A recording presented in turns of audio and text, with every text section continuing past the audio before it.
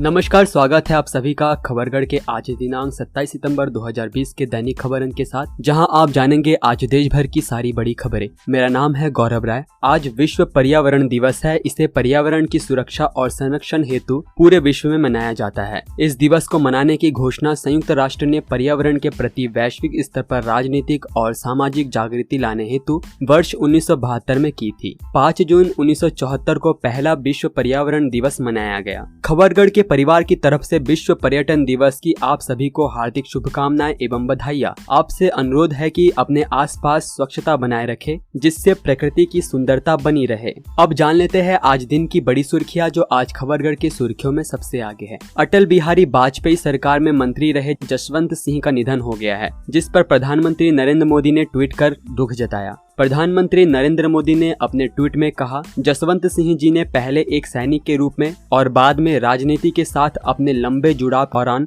देश की सेवा पूरी मेहनत से की। अटल जी की सरकार के दौरान उन्होंने महत्वपूर्ण विभागों को संभाला और वित्त, रक्षा और बाहरी मामलों की दुनिया में एक मजबूत छाप छोड़ी। उनके निधन से दुखी हूँ। यूनाइटेड नेशंस में स्थायी सीट के लिए पीएम मोदी ने ठोकी ताल। कहा कि भारत के लोग यूनाइटेड नेशंस के रिफॉर्म्स को लेकर जो प्रोसेस चल रहा है, उसके पूरा होने का बहुत लंबे समय से इंतजार कर रहे हैं। भारत के लोग चिंतित है कि क्या ये प्रक्रिया कभी लॉजिकल एंड तक पहुंच पाएगा। कब तक भारत को संयुक्त राष्ट्र के डिसीजन मेकिंग स्ट्रक्चर से अलग रखा जाएगा। चीन के साथ जारी तनाव के बीच भारतीय नौसेना जापान के साथ मिलकर युद्धाभ्यास कर रही है। उत्तरी अरब सागर में दोनों देशों की नौसेनाओं ने 3 दिन की मिलिट्री एक्सरसाइज आयोजित की है। भारत और जापान के बीच 9 सितंबर को ऐतिहासिक समझौता होने के बाद ये पहला साझा युद्धाभ्यास का है। दोनों देशों की सेनाएं अब ईंधन, मरम्मत व अन्य जरूरतों के लिए एक दूसरे की सहायता ले सकती है। अमेरिकी लोगों के लिए राष्ट्रपति का चुनाव कितना अहम है, इसका पता नासा की अंतरिक्ष यात्री कैथलीन रूबिन्स के बयान से चल जाता है।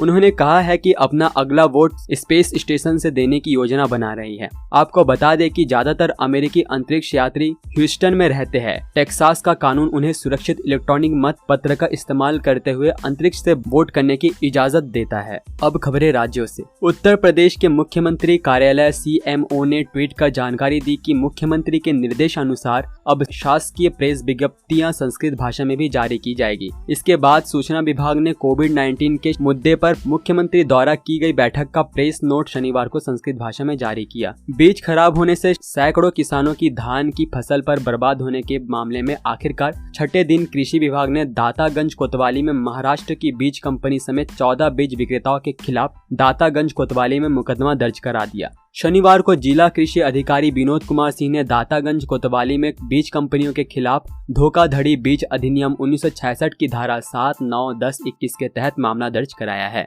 बिहार विधानसभा चुनाव के अंतर्गत आदर्श आचार संहिता उल्लंघन का पहला मामला शनिवार को पटना एयरपोर्ट थाने में दर्ज हुआ। इसमें कांग्रेस के प्रदेश अध्यक्ष मदन मोहन झा समेत 7 नामजद तथा 100 अज्ञात कार्यकर्ताओं के खिलाफ एफआईआर दर्ज की गई है। इन पर बिना अनुमति के एयरपोर्ट के बाहरी परिसर में 100 लोगों की भीड़ जुटाने, जुलूस निकालने, नारेबाजी करने, धारा 144 तथा कोविड-19 को लेकर जारी निर्देशों का उल्लंघन करने का आरोप है। विशेष कार्यपालक दंडाधिकारी पटना मोहम्मद सफीउल्लाह खान द्वारा एयरपोर्ट थाने में प्राथमिकी दर्ज कराई गई है। आरोपितों पर आईपीएस की धारा 188, 269, 270 तथा महामारी एक्ट 2897, आपदा प्रबंधन अधिनियम 2005 के तहत केस दर्ज किया गया है। राष्ट्रीय जांच एजेंसी ने शनिवार को अलकायदा के संदिग्ध आतंकी समीम अंसारी को पश्चिम बंगाल से गिरफ्तार किया। एनआईए अधिकारियों के अनुसार मुर्शिदाबाद के जलंगी पुलिस स्टेशन के अंतर्गत आने वाले नंदपारा कालीगंज निवासी समीम अंसारी को मुर्शिदाबाद न्यायिक अधिकारी के समक्ष पेश किया गया और उसको ट्रांजिट रिमांड पर ले लिया गया है। तमिलनाडु के तिरुनेलवेली जिले में शनिवार को दिन दहाड़े 2 महिलाओं की हत्या कर दी गई। इस पर जानकारी देते हुए एक वरिष्ठ पुलिस अधिकारी ने बताया कि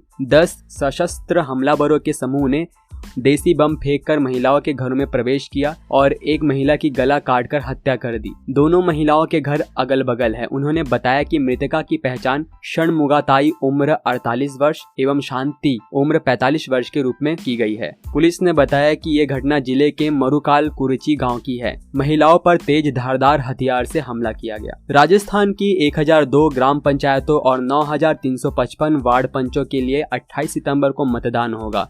राज्य निर्वाचन आयोग ने शांतिपूर्ण, निष्पक्ष और पारदर्शी चुनाव के लिए पूरी तैयारियां करने के दावे किए हैं। आयोग द्वारा नियुक्त पर्यवेक्षक संबंधित निर्वाचन क्षेत्र में पहुंच गए हैं। चुनाव आयोग ने इस बार कोरोना के लिए सख्त दिशा निर्देश जारी किए हैं। मतदान के समय सोशल डिस्टेंसिंग की पालना करनी होगी। कोविड-19 से ग्रसित व्यक्ति को भी मतदान का अधिकार दिया है। कोरोना पीड़ितों को मतदान करने के पूर्व इसकी संबंधित अधिकारी को आवेदन करना होगा। स्वास्थ्य अधिकारी की देखरेख में मतदान करने की अनुमति दी जाएगी। कर्नाटक सरकार ने शनिवार को कक्षा 9वीं से 12वीं के छात्रों को स्कूलों और प्री यूनिवर्सिटी कॉलेजों में कोविड-19 महामारी के मद्देनजर शिक्षकों से मिलने पर रोक लगा दी। सरकार द्वारा जारी एक बयान के अनुसार राज्य में कोविड-19 मामलों में कमी आने के बाद छात्रों को पहले विभाग द्वारा अनुमति दी गई थी। राज्य सरकार ने महसूस किया कि छात्रों को शिक्षकों से मिलने के लिए कॉलेजों या स्कूलों में बुलाना सुरक्षित नहीं है, जिसके बाद ये फैसला लिया गया। कोरोना महामारी के चलते गुजरात में इस बार नवरात्रि महोत्सव का आयोजन नहीं होगा। मुख्यमंत्री विजय रूपाणी ने कहा कि राज्य में महामारी का प्रकोप है, ऐसे में हर साल पारंपरिक रूप से आयोजित किए जाने वाला नवरात्र महोत्सव का आयोजन सरकार रद्द कर रही है। बाइक व मोबाइल चोरी करने के आरोप में सुंदरगढ़ पुलिस ने 3 लोगों को गिरफ्तार कर न्यायिक हिरासत में जेल भेज दिया है। आरोपियों अंकित अपाट, विभूति महाकुल व संजीव किसान के पास से चोरी का सामान भी बरामद किया गया है। एडीपीओ मधुसिकता मिश्रा ने बताया कि किजिरकेला थाना में गत 1 सितंबर को शांतनु कुमार कालो ने अपनी होंडा एक्टिवा के चोरी होने की शिकायत दर्ज कराई थी। इन मामलों की जांच करते हुए पुलिस ने तीनों आरोपितों को गिरफ्तार किया है। केरल के सोना तस्करी मामले में प्रवर्तन निदेशालय ईडी ने माकपा राज्य सचिव कोडियेरी बालाकृष्णन के बेटे विनेश कोडियेरी पर शिकंजा कस दिया है। जांच एजेंसी ने राज्य पंजीयन कार्यालय से उसकी संपत्तियों से जुड़े लेन देन का ब्यौरा मांगा है। ईडी इस बात की जांच कर रही है कि कहीं ये संपत्तियां गैर कानूनी ढंग से जुटाई गई राशि से तो नहीं बनाई गई है। गौरतलब है कि सोना तस्करी में आतंकी कनेक्शन की बात सामने आने के बाद इसकी जांच राष्ट्रीय जांच एजेंसी NIA के साथ ही कई अन्य केंद्रीय एजेंसियां भी कर रही है। झारखंड के देवघर जिले में मधुपुर अनुमंडल के पाथरोल थाना क्षेत्र के पथरा गांव से 2 दिनों पूर्व अपहृत 7वीं कक्षा की नाबालिग बालिका को शनिवार को पुलिस ने उस समय बरामद कर लिया जब छापेमारी से डरकर अपहरणकर्ता उसे छोड़कर भाग गए। देवघर के पुलिस अधीक्षक अश्विनी कुमार सिन्हा ने इस पर जानकारी देते हुए बताया कि 2 दिनों पूर्व 4 पहिया वाहन से कुछ लोगों ने ट्यूशन के लिए निकली छात्रा का अपहरण कर लिया था, जिसके बाद से पुलिस लड़की के मोबाइल लोकेशन के आधार पर दबिश दे रही थी। उन्होंने बताया कि पुलिस हर पहलू से मामले की जांच कर रही है। असम में पुलिस भर्ती प्रश्न पत्र लीक मामले में शनिवार को 3 और लोग गिरफ्तार कर लिए गए। इस प्रकार से पेपर लीक मामले में गिरफ्तार किए गए लोगों की संख्या बढ़कर 13 हो गई है। प्रदेश के अतिरिक्त पुलिस महानिदेशक ज्ञानेंद्र प्रताप सिंह ने बताया कि CID ने गुवाहाटी, तिनसुकिया और नलवाड़ी से इन 3 लोगों की गिरफ्तारी की है। कई लोगों को हिरासत में लेकर पूछताछ चल रही है। मामले में तेजी से जांच आगे बढ़ रही है। उम्मीद है कि कुछ रोज में वह निष्कर्ष पर पहुंच जाएगी। पंजाब में बीजेपी पार्टी को सोशल मीडिया पर विरोध का सामना करना पड़ रहा है। इसकी वजह है कृषि बिल। पूरे जोर के साथ इन बिलों का समर्थन करने के बावजूद अधिकतर कमेंट्स विरोध में ही अब बीजेपी खुद पंजाब में इन बिलों के समर्थन में उतर आई है।